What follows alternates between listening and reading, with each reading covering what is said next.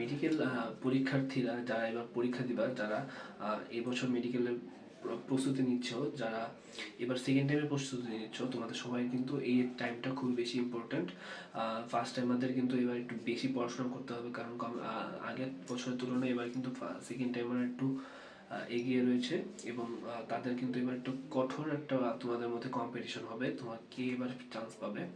সেজন্য তোমাকে অবশ্যই ভালো করে পড়াশোনা করতে হবে। তুমি কিন্তু এটা ভাবলে হবে না যে আমি চান্স পাবো না, ফার্স্ট টাইম পরীক্ষা দিচ্ছি এই জন্য সেকেন্ড টাইমে এবার বেশি চান্স হবে, এটা ভাবা কিন্তু তোমার জন্য ভুল। অলরেডি সেকেন্ড টাইমে কিন্তু 3 মার্ক পিছিয়ে আছে। তুমি যদি ভালো করে পড়াশোনা করো, তুমি যদি মিনিমাম 68-এর উপর নাম্বার রাখতে পারো, তুমি অবশ্যই যে কোনো একটা মেডিকেল কলেজে চান্স পাবা।